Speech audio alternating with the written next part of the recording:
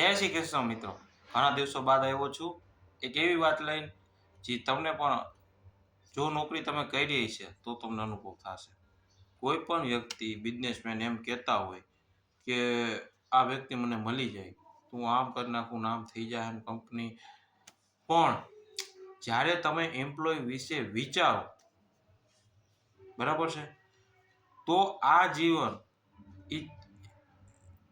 Company વિશે પોતાનું જીવન સમર્પિત કરી દે છે. મને એક કિસ્સો યાદ છે. ધીરુભાઈ અંબાણીની નાની બુક મેં વાંચી હતી. જ્યારે રિલાયન્સના પહેલા સીઈઓનું ઇન્ટરવ્યૂ જ્યારે હતું ત્યારે સીઈઓ જે હતા એના પપ્પાને મજા નહોતી. તો ઇન્ટરવ્યૂ પૂરું થયું ત્યારે જતા હતા એટલે ધીરુભાઈ અંબાણીએ છેલ્લે એટલું જ એને કીધું, તમારી પપ્પાની તબિયત કેવી છે? એને કીધું સારી છે. બસ આ જ સીઈઓને મનમાં ભાવી ગયું કે આને મારા ઘર વિશે, મારા પપ્પાને મજા નથી એના વિશે કેર કરી, આનાથી મોટું શું હોઈ શકે.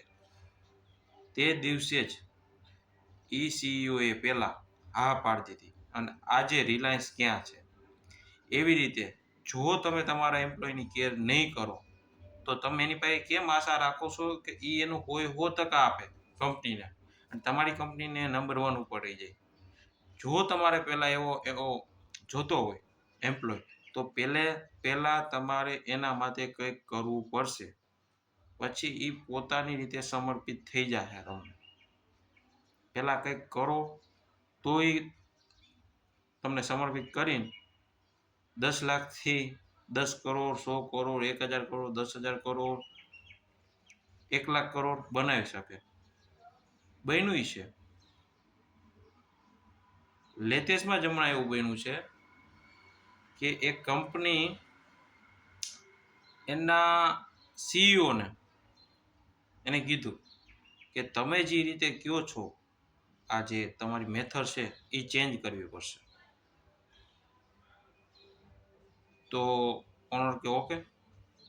એ ચેન્જ થયું અને એ પુરવારે થયું કે કંપની આજે ક્યાં પહોંચી છે.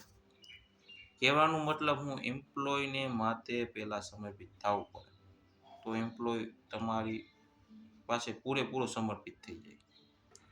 અને અમારા બીકોમમાં ઇકોનોમીમાં એક વાક્ય આવે છે કે ઓનર એમ કહે છે મારી પાસેથી બધું લઈ લ્યો તમે, બધું એટલે બધું, પણ મને મારા એમ્પ્લોય આપી દો અને પાછું હું ઝીરોથી શરૂઆત કરીને એટલે જ્યાં હતો ત્યાં પહોંચી જાય.